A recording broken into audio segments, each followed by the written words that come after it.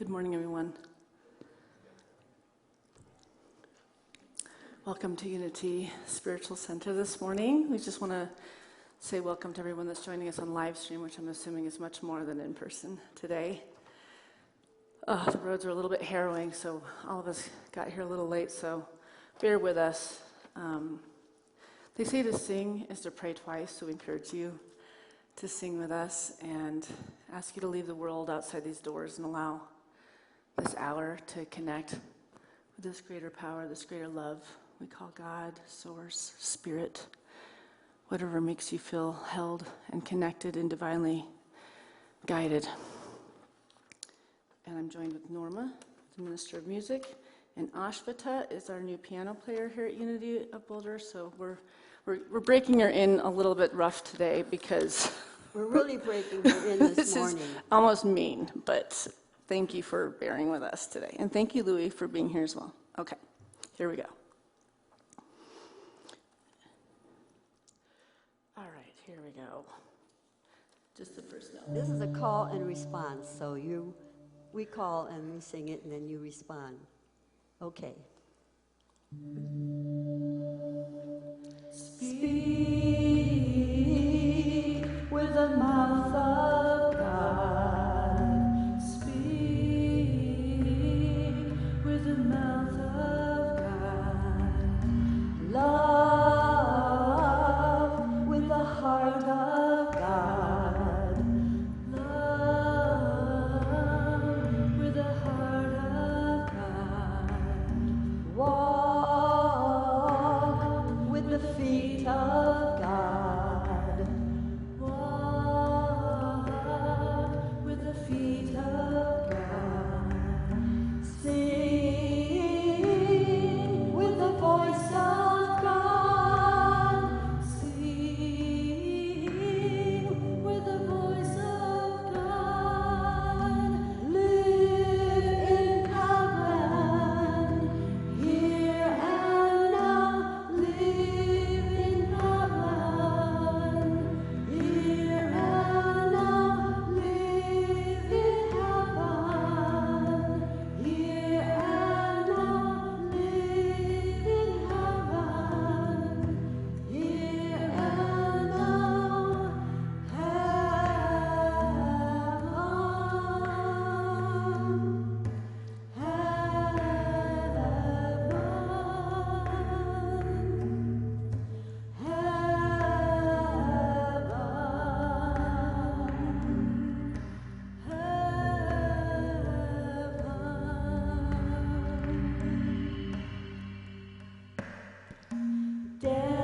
Dance with the soul of God. Dance with the soul of God. Walk with the grace of God. Walk with the grace of God. Breathe with the air of God. Breathe with the air of God. Think with the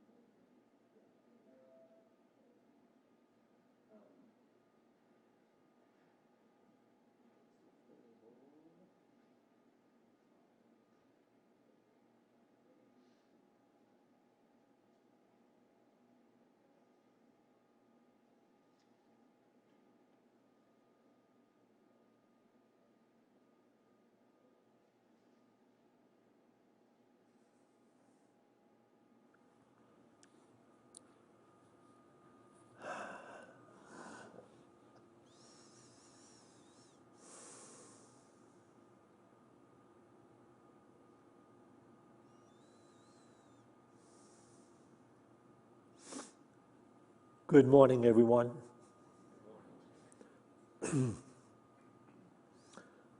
I almost didn't get here this morning. I braved a snowstorm in the mountains up where I live. The snow up there is twice even more deep than it is down here. But Norma had an appointment for a special divine session with Sebastian, a longtime friend of ours who lives on a beautiful island, and he's in town for a couple of weeks, and he only does these special light healing sound sessions. We had an appointment for yesterday afternoon at 5:30, and got a call around 1 o'clock that someone had canceled their 2:30 appointment. And so he asked if we wanted to come in and do it. I said, yeah, I'm good. So we came in, but at that time, the snow already was 2 feet deep in my driveway. And so we got a hold of my dog. We put him in the car. We took him down. She had a long session down here. It didn't start until about 2:45, and then finished about 4:30. Then we went to eat because we knew the snow was coming down all this time. We knew that we weren't going to go back home yesterday evening because we'd never be able to get in up there. So we went out and eat, but while we were eating, we just said, we forgot the cat. We have a cat up at the house, and the cat eats a couple of meals a day, but this cat hadn't eaten for all half a day. And I said to Norma, I said, I'll tell you what, just put out the fleece. This is a spiritual thing that you can do. You put it out to see if God wants you to do something. And I put out the fleece, and I'll explain that to you in a minute. I said, if it's not snowing, if we leave the restaurant and it's not snowing, we'll take a shot at going up to the house.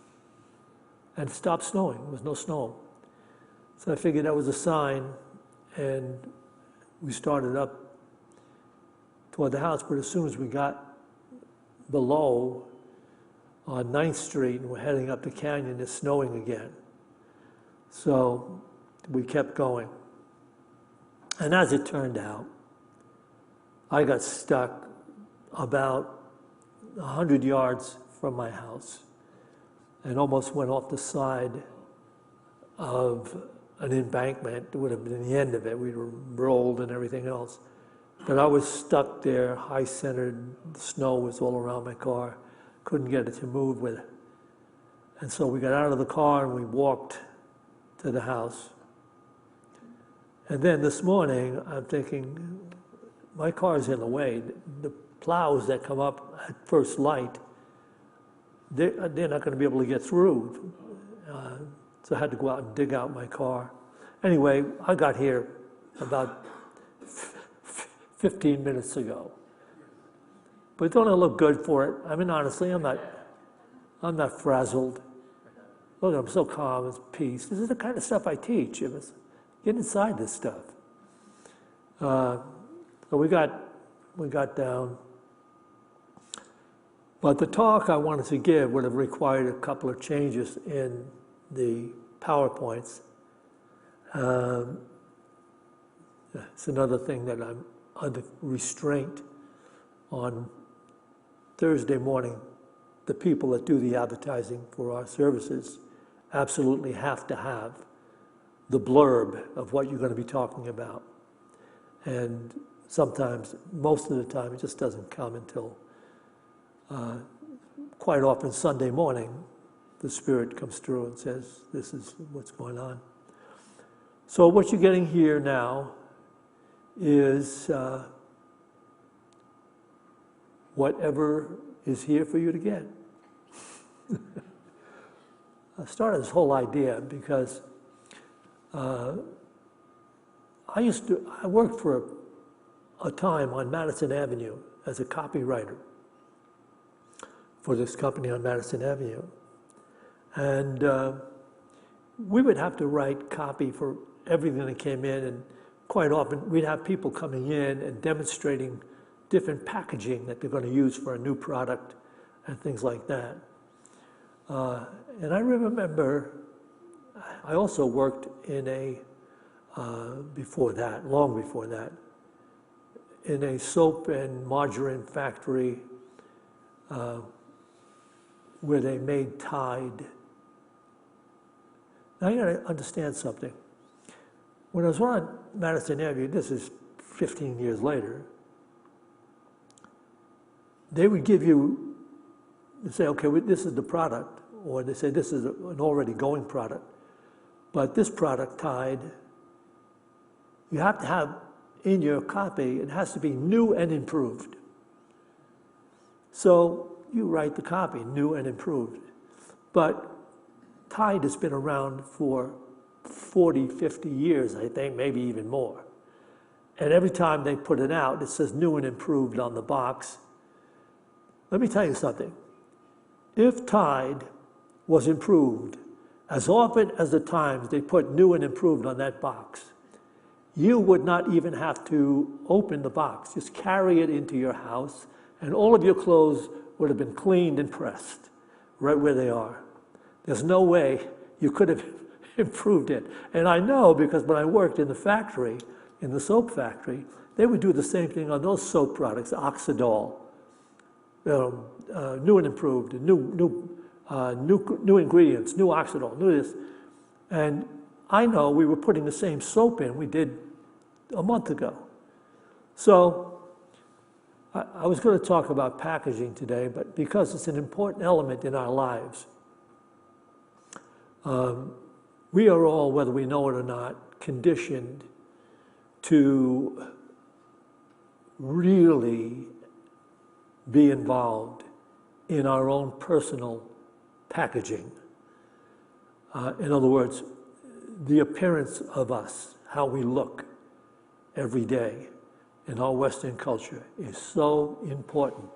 It consumes a lot of time, energy, consideration, and even after we get done fixing the package in the morning, we're still looking at it in the car mirror or the glass of the stores we're passing by, because the packaging is so important to us in this society, because in this society, we are conditioned to judge by appearances. And so you've got to make that package look as good as you can possibly make it look. The Greeks, by the way, ancient Greece, that was their whole thing, was the physical beauty. And their emphasis and everything was on physical beauty. In fact, I believe the people at that time thought that if you were physically beautiful, endowed with natural beauty, it was a gift of the gods, that God gifted you this body that's gorgeous. The fact that we still have that emphasis in our lives today is clearly testified to by the outrageous success of the movie Barbie. Now, that's all that movie is. It's all about outer appearances. And I mean, the people they chose for the leads in it are very outwardly gifted people, appearance-wise. And so that's part of our human dilemma, is that down through the ages in our Western culture, look at the advertising. Look at the time that is spent on selling us products that are going to make us look better, to take care of our package, you know. And yet, it's really not the package itself that the masters talk about. Certainly, the master of masters spoke that there's nothing wrong with caring for your package, but there is a deeper, more enduring beauty and happiness found on the inner side of your core being. And that's basically what the masters down through the ages have discovered. In fact, the scriptures and the teachings of the masters say, judge not by appearances. And because you're not capable of really seeing the value of someone or something on the surface, yet our whole lives are based on surface evaluations. But if we really want to get in touch with what is valuable, we have to look beyond the surface, not just of ourselves, but of others. And at some point in this process of transformation, where we are starting to do what the great teachings say we should do, become more introspective, meditate, get in touch with your core awareness, your core nature, because that in itself will bring a greater joy, happiness, and peace. It will change your consciousness.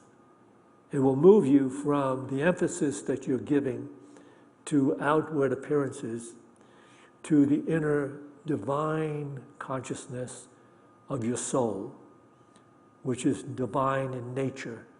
So when I say to you that unity and what we're doing here is all about helping people feel good, regardless of circumstances. Remember now that we've been conditioned, and the media never stops the conditioning. From the time we were born to this time in our lives, that the whole thing is to sell this package. You've got to get this package looking the best you can and give the impression that it's the most powerful, valuable thing there is. Okay, great. But it doesn't bring happiness, because we are souls in search of the truth. And the truth is that we are divine at the core of our being. We are divine beings. And we are here to express that divine consciousness, which is more valuable and more joyful than anything that we could gain from the world. But so I say, to feel good, regardless of circumstances, means that you're tuning into your divine core nature, and you're allowing it to influence the thoughts you think, the actions you take, and the life you live. And I'm not saying that from academic experience. I'm saying that's exactly what the masters of life have recommended for us down through the ages, to get involved in meditation, introspection. Find out who you really are so that you can enjoy the life you were born to really live. Can you imagine living a life without any concern, fear, or worry? That's the life we were supposed to be. But you see, what's happened is the outer illusionary idea of life being simply this physical personality life, it gathers all kinds of things that make it afraid, worried, concerned. And so all those concerns and worries and fears are the byproduct of giving your attention almost exclusively to your packaging and not to the interior nature of who you really are. So, in speaking to this, you may have heard me say that from Edgar Cayce's readings, he's the most documented psychic that has ever been, but what he says is that the subconscious mind actually becomes the mind of the soul. So what you're feeding in to your consciousness, what you're bringing in, what you're embracing, what you're expressing. You see, that's going to be what your next life is going to look like, according to Casey's stuff. So that when you incarnate again, it's going to be from what you have gleaned from your life in a state of reflection. You're here, I'm here, we are reflecting on our thoughts and our actions all the time. And what you're choosing to reflect upon and how you're choosing to change that is a matter of what you're feeding into your consciousness. And I'm not just talking, because I don't talk about past lives, as that's the goal. Our goal is to right here and now be expressions of divine truth, peace, joy, love. And that's what we're here to do. And as we're doing that, we become more and more, we feel good. And we are relieved of the fears that go with the personality, appearance, awareness. That's what we're doing. But according to Casey's stuff, that's going to carry on, and the next life you live is going to have those ingredients in it. So, I'm going to take a PowerPoint right now to express the necessity and the value of what's taking place in consciousness. Can we have this first PowerPoint, please? In the book of Proverbs, chapter 4, verses 20 to 23, "Seekers, be attentive to my words. Incline your ear to my sayings. Let them not escape from your sight. Keep them within your heart. For they are life to him who finds them and healing to all his flesh. Keep your heart with all vigilance, for from it flow the issues of life." And that can be interpreted, from it flow the issues of your life. Now, what that is saying is, and the heart, by the way, more often than not, is a symbolic representation of the deeper mind, the subconscious, superconscious awareness.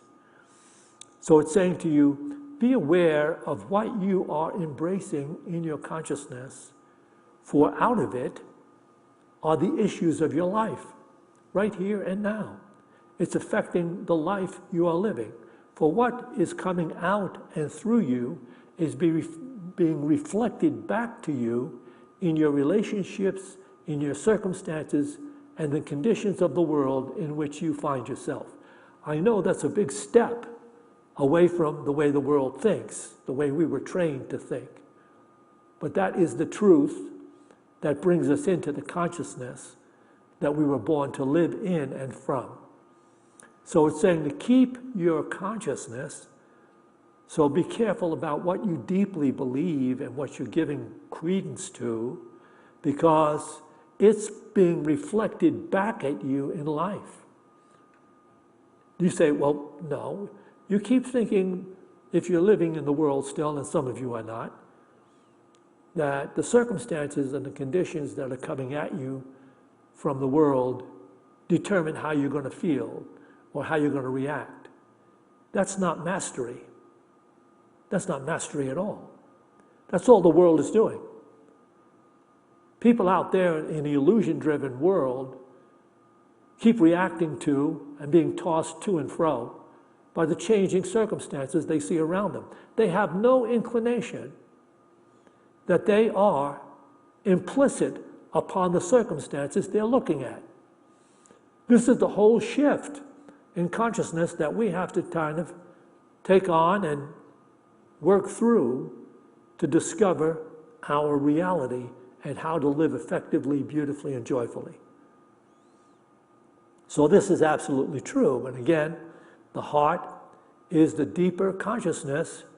So we're taking things in. We're believing this, we're believing that. We're trying to get by controlling conditions and circumstances we see outside. But let me say this, not possible.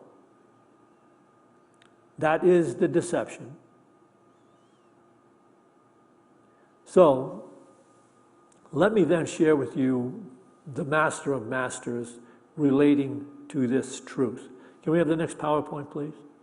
You can read this in the Gospel of Matthew, chapter 13, verses 34 to 37. For out of the abundance of the heart, there's that word again, the mouth speaks. The good person out of his good treasure brings forth good, and the evil person out of his evil treasure brings forth evil. I tell you, on this day of judgment, people are rendering account for every careless word they utter, for by your words you are exonerated, and by your words you are condemned. Can we take this back again, please? Every time I use this quote, I'm tempted to replace the word evil with ignorant, because it's more truthful. Because if we were not ignorant of the fact that we are creating the conditions and circumstances in which we find ourselves, we would never do it. We only think loveless thoughts and commit loveless acts because we're ignorant of the absolute karma that comes to us in relationship to that. We don't think that's going to happen. We think we're separate. We think we can think things that are loveless, carry out things that have no meaning, are loveless, and it's not going to affect us. If you're here and you're going to stay here, all you're going to hear is the truth I'm talking right now. Let's take a look at this again. For out of the abundance of the heart, the mouth speaks. The good person out of his good treasure. In other words, if your heart is in the right place, if your consciousness is in the right place, you're going to bring forth good. But the ignorant person out of his ignorant treasure brings forth ignorant results. I tell you, on this day of judgment, people are rendering account for every careless word they utter. Can we have this keep going, please? For by your words you are exonerated, and by your words you are condemned. Could it make the universe more honorable than that? That lifts that cloud of blame, persecution, judgment, fear, attack, because it's your consciousness. When you walk out the door in the morning, everyone you look upon and everyone you see is going to reflect to you what it is you truly believe. How is that possible? Because we're only light beings sharing with each other. Actually, you want to know something? You are right now in me, and I am in you. It's outpictured this way, but what you're experiencing is from deep within you, the words of unity's truth. So be vigilant about what you are conscious of being.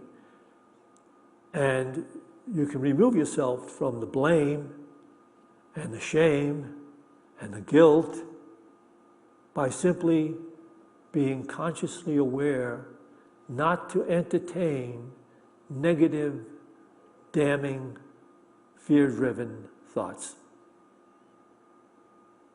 Now, I don't know where you are in consciousness, doesn't matter. You just have to be going inside and saying to yourself, do I believe this? Do I believe this enough to take to task my awareness? Do I believe this enough to start a daily spiritual practice? Do I believe this enough to sit in meditation daily? If you don't, this one's going to get you right here. The next PowerPoint is going to get you. I planned it that way. Course in Miracles text, page 415 in the old text, paragraph 1. Projection makes perception. The world you see is what you gave it. Nothing more than that. But though it is no more than that, it is not less. Therefore, to you, it is important. It is the witness to your state of mind, the outside picture of an inward condition. As a man thinketh, so does he perceive. And that goes for a woman as well, but that's a quote from Proverbs. Therefore, seek not to change the world, but choose to change your mind about the world. Perception, oh my goodness, who could say this? What is he doing to the people in the world? Perception is a result and not a cause. So those things you're seeing outside of you are not a cause of anything. Your perception, what you believe, is what you're seeing. And that is why order of difficulty in miracles is meaningless. Everything looked upon with vision is healed and holy. Nothing perceived without it means anything. And where there is no meaning, there is chaos. Can we take this back again? Who would write stuff like this? Even the things that Jesus said. There's only one other motive a master can have for saying things like this, writing things like this. The true motive is to help all that live find how to live truthfully. The other motivation could be, if it's really just some chicanery, to bother the hell out of you. That's all it could be. Because as long as you cling to the world and the thinking of the world, this stuff is going to upset your apple cart. So look at what it's saying. Can we take this back one more? Projection makes perception. That's what's going on in life everywhere. The world you see is what you gave it. What? Nothing more than that. But though it is no more than that, it is not less. Therefore, to you, it is important. How you see the world is important. You're going to defend it. If you're still in the illusionary state of consciousness, you're going to defend it. I'm right. I see things the way they are. I'm an objective observer.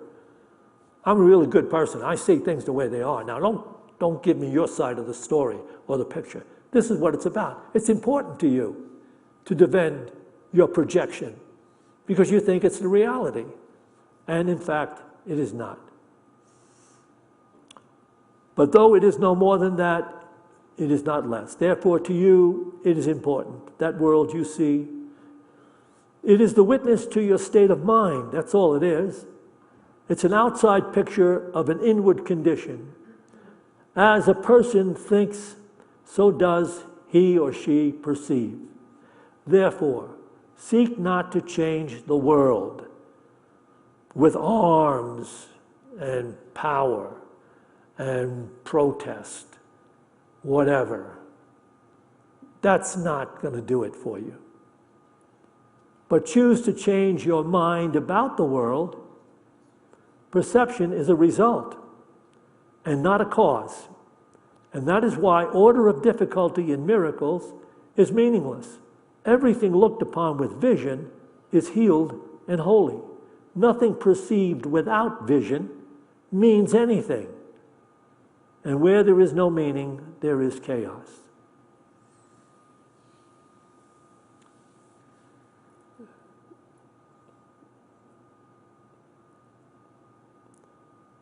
Raise your hand if you're bothered. Raise your hand if you really say, wow, I love the truth. I love that truth. Because it changes everything. Changes everything. And that's what it's meant to do.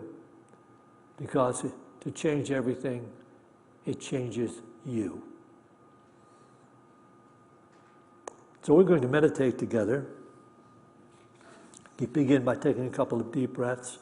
The one thing we should always be doing, because we want to be emissaries of divine light and peace.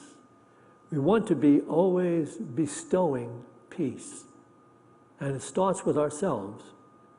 We have to be at peace. We can't be at odds with the things we see around us in the world and trying to attack them or fix them or change them or challenge them. You just let them, you have to allow them. And if you're called to make any particular changes, it'll come from your intuition, from deep within you. You can do this and do it now. But we let that go. So you're here right now. Just give yourself permission to be okay. Because when you give yourself permission to be okay, you have peace. So take a couple of deep breaths and accept this moment just as it is, sitting here, experiencing this moment in this quiet, beautiful, holy place.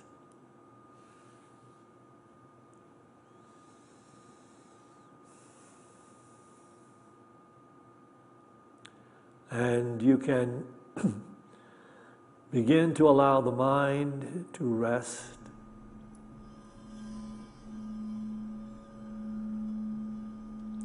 And the refined spirit rise from the core of your being.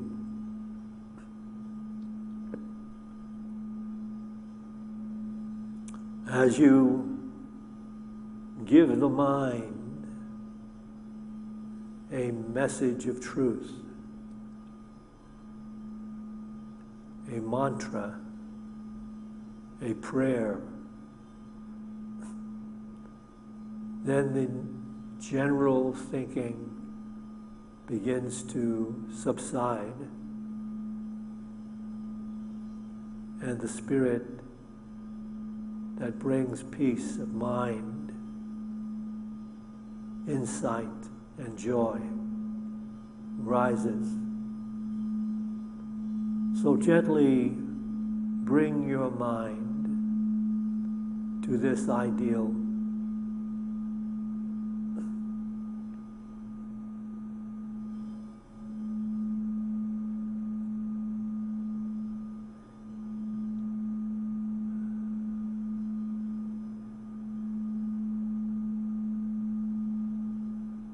God is love.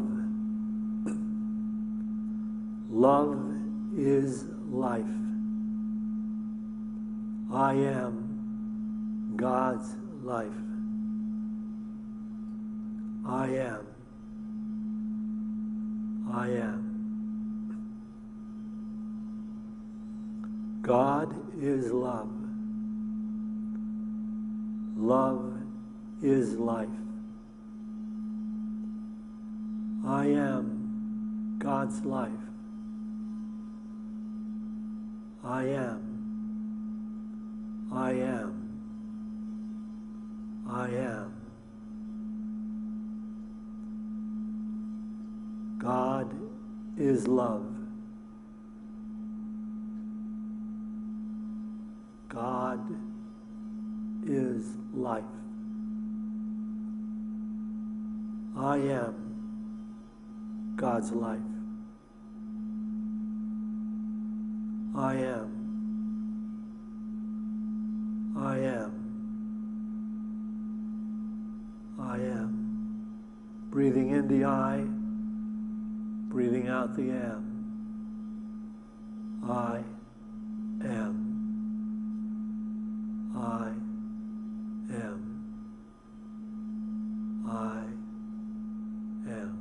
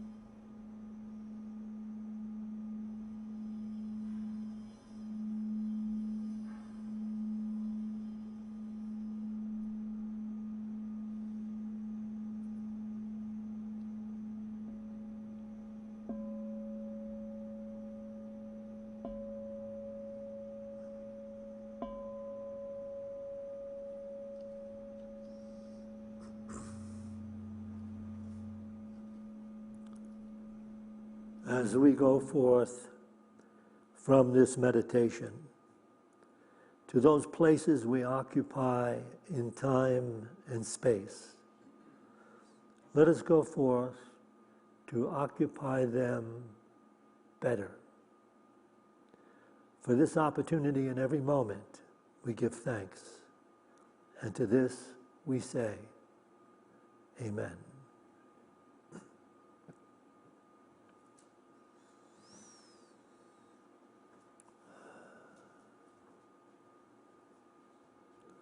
We will take an offering for unity now.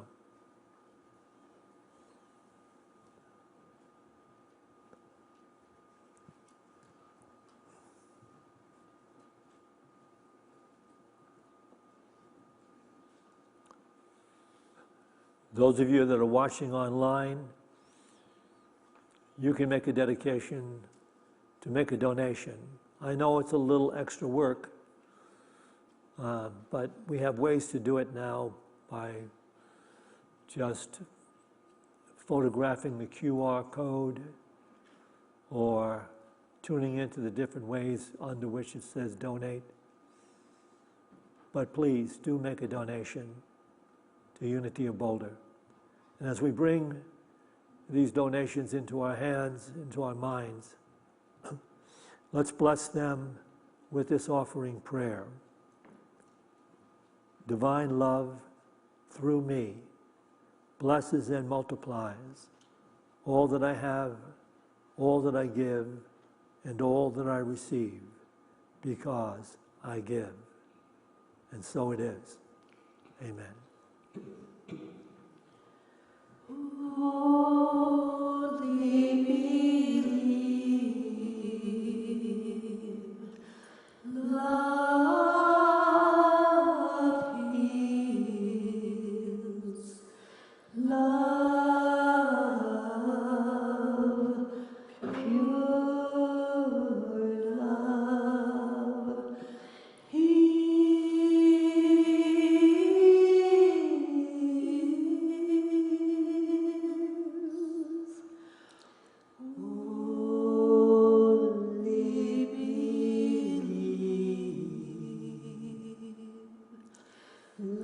love heals, love,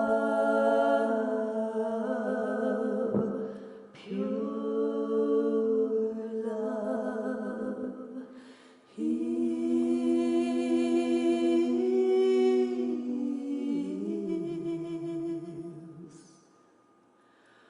Only believe, love heals, love, pure love, heals.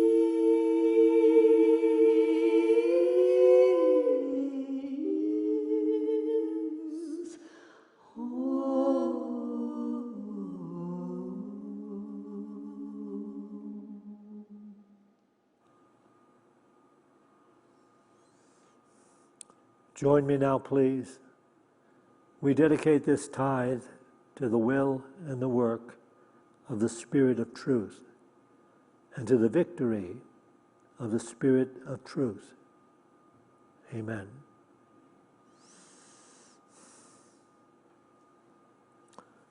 For those of you who would like to stay and chat, we have refreshments in Fellowship Hall. And sometimes we have chairs. You can set up a few chairs if you want to talk about the service or anything to do with Unity. I'll be over there in about 10 minutes. Do you have any other announcements?